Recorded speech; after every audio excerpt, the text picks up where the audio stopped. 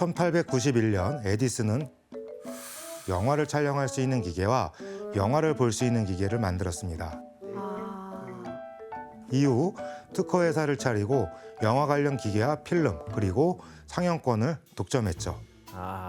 게다가 에디슨은 획득한 특허권을 무기로 해서 미국 내 영화 관련 산업 전반을 통제하기 시작을 하죠.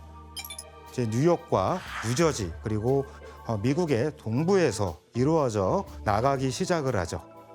와.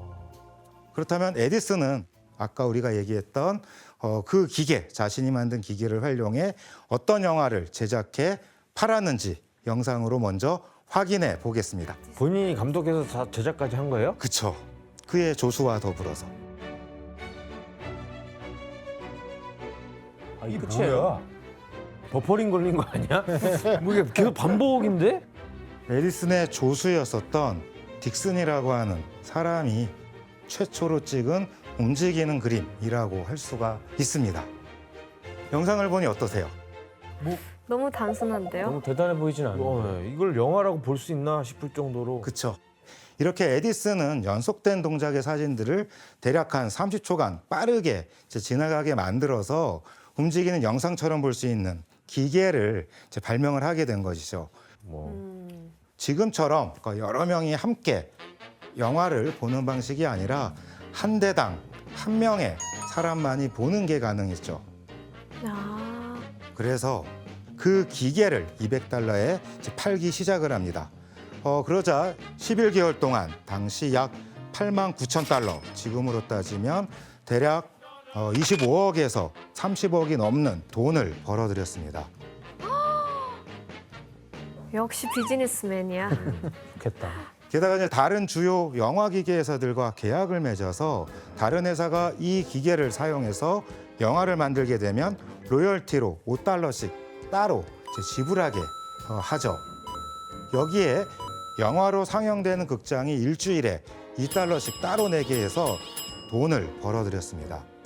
심지어 미국 내 최대 필름 회사인 코닥 필름과 독점 계약까지 맺어서 함부로 필름을 사용할 수 없도록 만들어버리고 이를 통해서 영화 산업을 독점하기에 이르렀습니다. 와. 그래서 근데 이렇게 막 특허도 내고 있고 에디슨 눈치 보느라고 영화를 제대로 만들지도 못하겠는데요? 그렇죠. 그래서 수많은 영화사들이 에디슨의 특허 통제를 피하기 위해서 캘리포니아까지 이르게 되죠. 그런데 이제 공교롭게도 이곳이 영화를 만들기에 오히려 뉴욕보다 더 최적의 환경이라고 하는 것을 깨닫게 되었습니다. 왜 그랬을까요?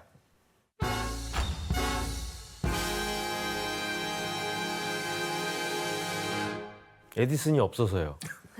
그렇죠. 또 날씨가 좋아요. 그렇죠. 뉴욕은 1년 내내 비가 많이 내리는 지역인데 반해서 캘리포니아 일대 같은 경우에는 365일 가운데 360일 정도는 맑은 날씨를 자랑하고 있습니다. 당시에 카메라 기술이 그렇게 발전하지 않았기 때문에 쨍쨍한 햇빛에 조명을 대신할 수 있었던 캘리포니아의 날씨가 영화 촬영에 이제 적합했기 때문이라고 할 수가 있습니다. 자연광을 쓴 거네요. 네, 그렇습니다. 그리고 당시 이 일대의 자연 환경이 얼마나 영화 촬영에 도움이 되는지 증거가 되는 자료가 있는데 함께 보시죠. 뭐야? 그냥 지도 아니에요? 이건 파라마운트 스튜디오에서 작성한 걸로 알려진 캘리포니아주 일대의 지도입니다. 강도 있고 산도 있고 사막도 있어요. 그렇죠.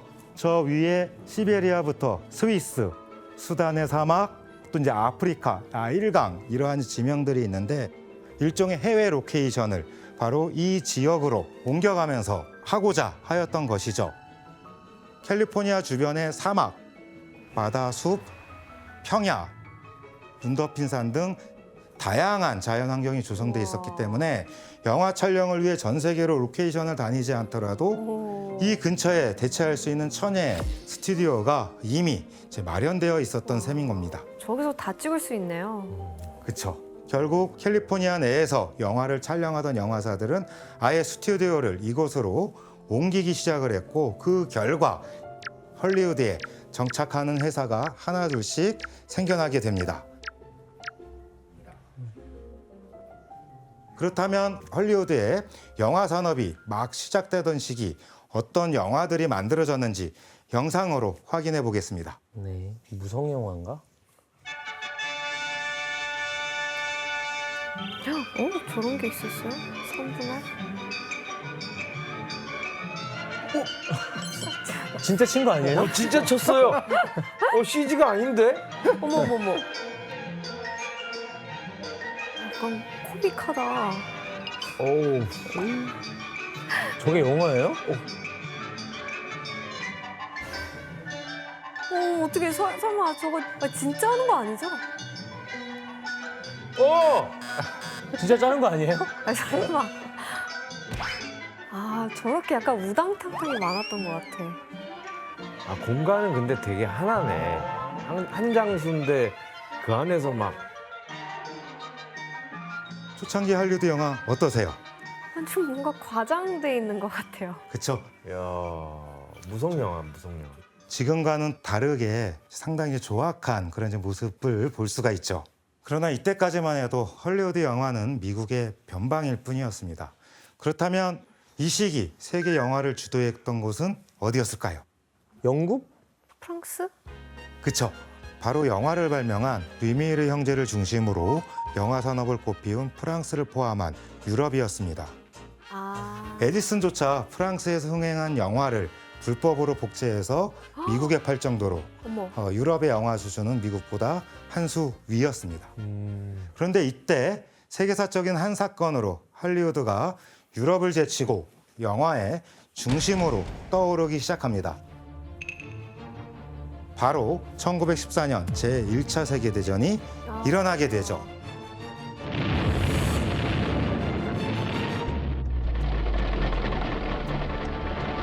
유럽 전역으로 확산된 전쟁의 여파로 수많은 산업시설이 파괴되면서 유럽은 암흑으로 변해가기 시작을 하죠.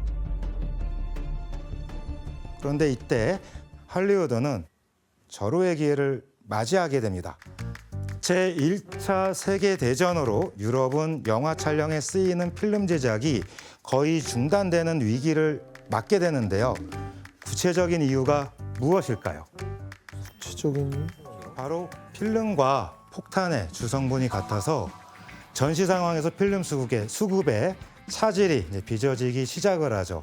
그래서 전쟁에 참여했던 프랑스, 영국 등은 전쟁 물자가 부족해지기 시작하자 필름 대신 이제 모두 폭탄으로 만들어서 사용을 할 수밖에 없었습니다. 이제 반대로 유럽은 헐리우드 영화를 수입해 상영을 하기 시작을 했습니다. 그리고 이때 헐리우드는 유럽의 의뢰를 받아 선전선동 영화까지도 만들어서 수출을 하기 시작을 하죠. 이렇게 헐리우드는 유럽의 위기 속에서 경쟁 상대도 없이 급성장할 수가 있었습니다.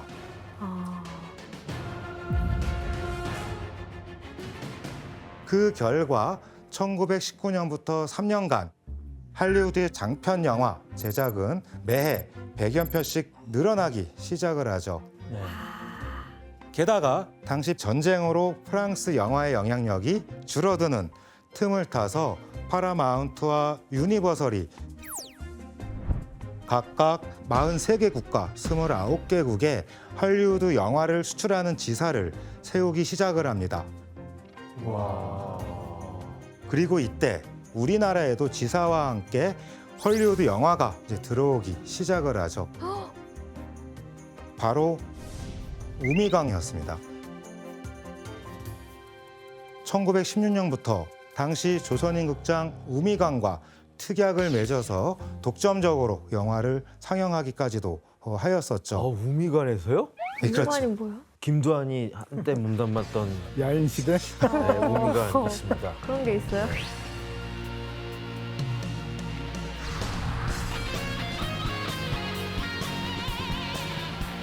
이렇게 전 세계적으로 할리우드의 영향력이 확대되기 이제 시작을 하게 됩니다.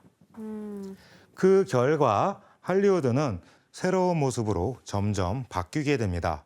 우리가 잘 아는 사인판도 이때 세워지는데요. 화면을 아. 한번 볼까요? 이게 그때 생긴 거예요? 헐리우드 랜드가 따로 있었네. 그렇죠.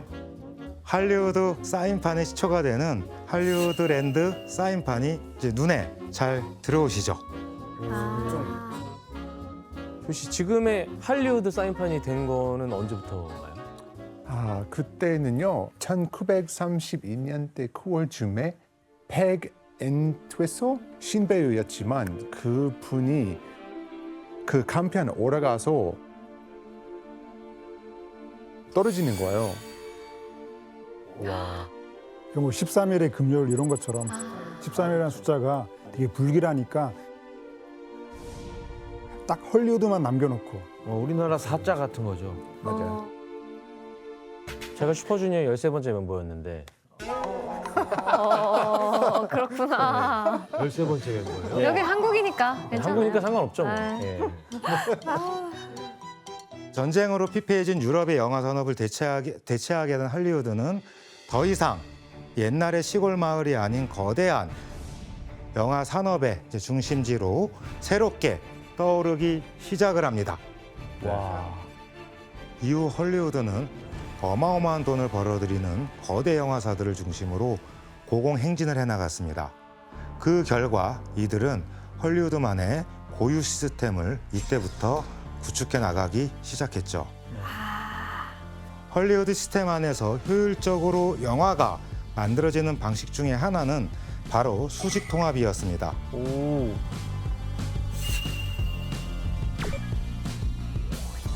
어떤 방식인지 설명을 해 보도록 하겠습니다.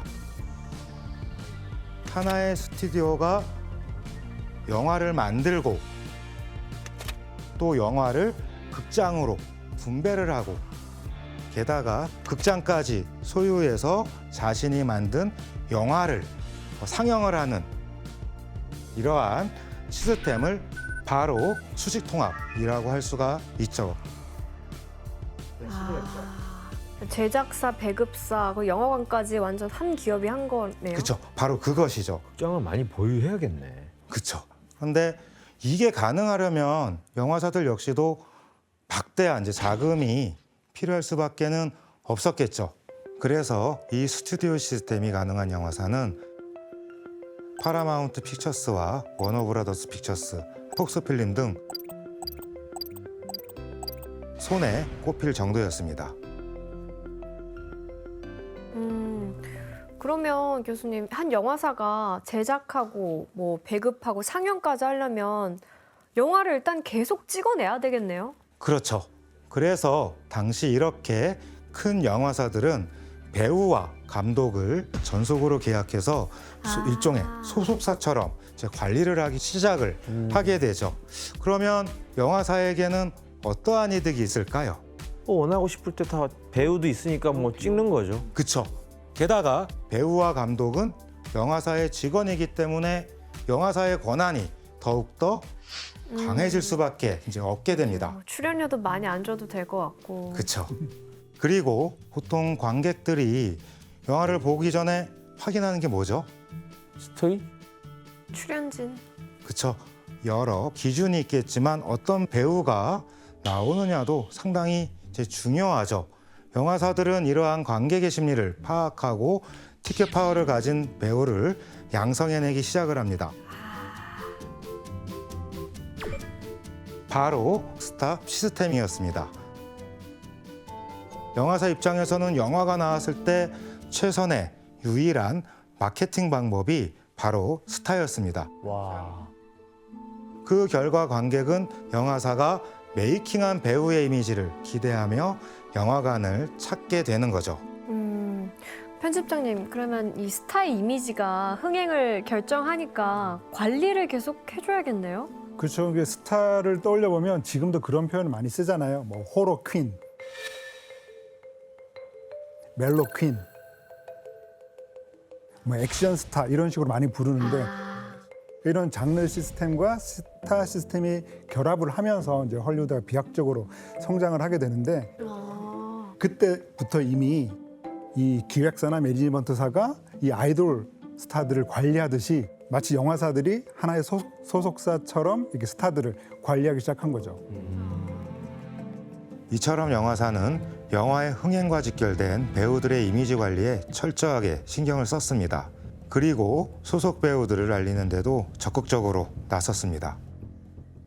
유니버설 스튜디오는 영화 잡지를 만들어서 꾸준히 자사의 영화 배우를 노출시키면서 홍보에 이제 박차를 가하게 됩니다. 와. 그렇다면 유니버설 스튜디오의 이 전략은 통했을까요? 통했을 것 같아요. 그쵸. 영화 잡지를 본 사람들은 배우의 호기심을 느끼고 또 유니버설의 매출 역시 껑충 뛰어오르기 시작을 합니다. 진짜 잡지 힘이 컸어요. 많이 봤죠. 제키가 잡지로 떴어요. 하이틴 잡지로 떴다고요. 저희 제키. 아, 스키스. 그래요? 네. 한 그때는 잡지 진짜 많이 봤으니까. 맞아. 이렇게 한 영화사 아래 이 모든 것이 한치의 오차 없이 기계적으로 돌아가면서 엄청난 자금력과 인력을 기반으로 꿈의 공장을 만든 원동력이 된 겁니다. 아 그럼 교수님 할리우드에서 시스템을 구축하기 위해 또 뭐 있나요? 당연히 있죠. 바로 영화관을 새롭게 구축하기 시작을 합니다.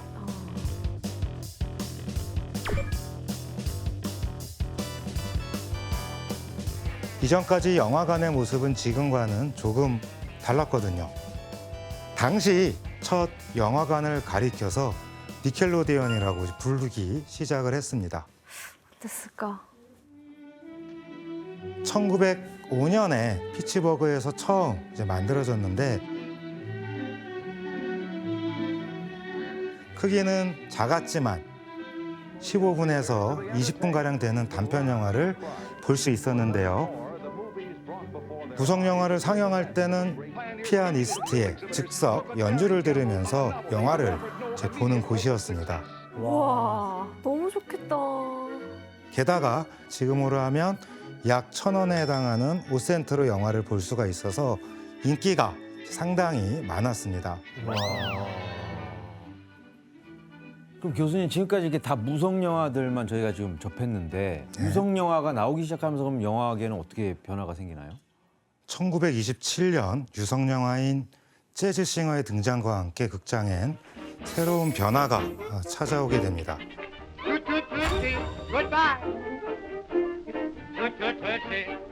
이에 발맞춰 영화사들은 자신의 영화를 더 알리기 위해 경쟁적으로 더 화려하고 더 멋있는 영화관을 짓기 시작했습니다. 와 이거 뭐 진짜 오페라 극장처럼 만들었네. 영화관을 굳이 어때요? 이렇게까지 지을 필요가 있나? 어마어마한 규모죠. 네. 이것은 1928년에 지어진 디트로이트의 폭스 극장이고 당대에는 최대 규모로 지어진 이 극장들은 유성 영화를 즐길 수 있도록 세련된 음향 장비를 갖추었습니다. 그리고 유행하는 아르데코풍과 중국, 버마, 인도, 페르시아풍의 디자인을 차용했죠.